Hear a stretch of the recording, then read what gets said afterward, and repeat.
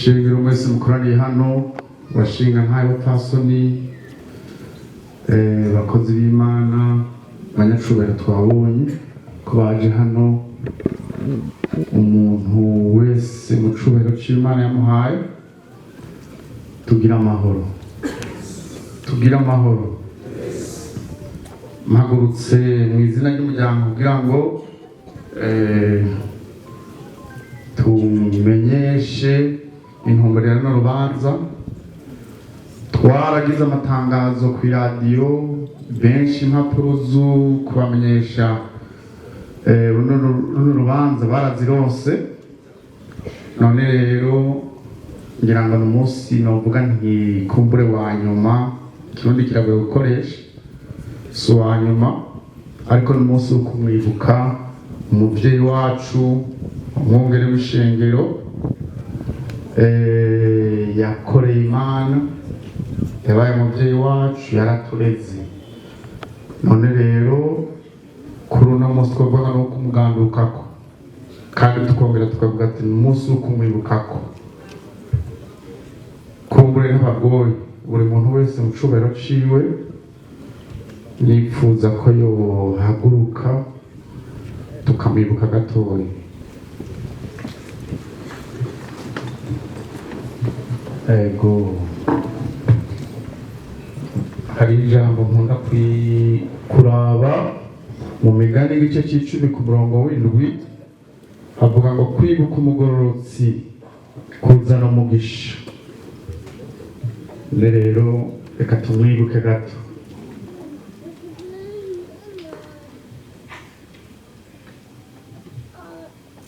Ego mubyagire Yesu abahezagire.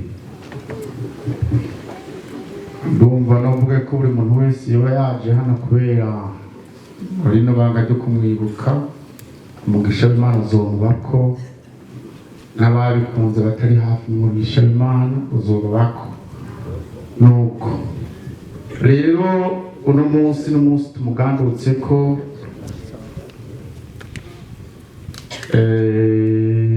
ariko mugabo mbere ya byose ndifuza kubereka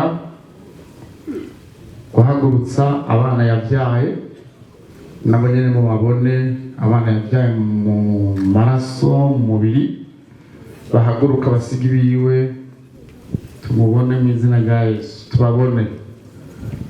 Ego ariko mugabo n'abandi umuryango wose ukungana reka tuwusaba haguruke mu izina rya Yesu.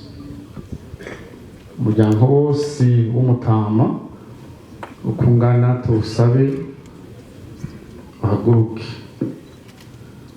Nuko aba nibo bari ngaha mu Burundi ariko turafise abandi batashoboye gushika hano bari muri Canada ariko ibi uku turiko turabikurikirana hano turi kumwe nabo turi umwe nta kure nta hafi Yesu yaratuhaye buno buhinga bwa none. Naba rero abasigiriwe bamufitiye amabanga menshi yarabahanuye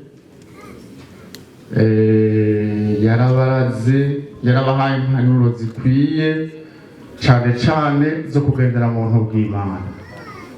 Nuko ngira ngo nogira ko nca ndaba impanuro ariko si impanuro kundi no kubibutsa mwibuke amajambo y'impanuro ziwe mwibuke amajambo yiragigiwe. Rero umuntu akunda guhanura yaduhanuye kenshi none narishatse kubabwira nimwakomeza kugendera mu iragigiwe muzohezagirwa nimwakomeza kugendera mu iragigiwe muzoshika kure ubuntu bw'Imana buzobashikana kure cyane.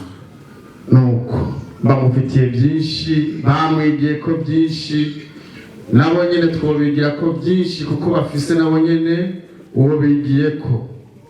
Imana nibahezagire kabasaya babyagire. Nuko kuri uyu munsi rero turongeye gushimira Imana ku bwa Mutama twamwize ko byinshi mu babanyi twamwize ko byinshi mu muryango yari umuntu bwa mbere akunda ishengero. Sinobisubiramo byinshi mu byo wavuze kuko wavuze biografi yiwe asa n'uwayivuze byose. Ku mutima wiwe hari orphelina, mutima wiwe hari ishengero, mutima wiwe hariho gukunda ababanyi no gukunda abantu bose. Mutima wiwe hariyo kwegeranya. Ntiyari umuntu asanzaza n'abanukebuke, yari umuntu akunda kwegeranya. Kuko mu ijambo ry'Imana rivuga ngo hahirwa ababanguranya kuko ubwami bw'Imana ari ubwabo. Yari umuntu akunda kubanguranya, yari umuntu akunda kugira imbabazi. Dufise byinshi mu muryango tumwigira ko, dufise byinshi mu muryango. Yari umuntu akunda kwegeranya. Yaragendanye ubupfakazi imyaka ishika 21, ariko nkuko twabiganira bwari mu buryo bw'uko adashaka gusanzaza. Sinobivuga ko byinshi, ni kimwe mu byo twamubonanye nk'umuntu akunda kwegeranya, akunda gusanzaza. Yesu nashimye. Nuko narangije ngirakwarasubira kubibutsa intumbero n'urubanza no kumugandukako no kumwibuka, kandi dushimira buri muntu wese yatwitavye mu muryango. Imana nimuhezagire.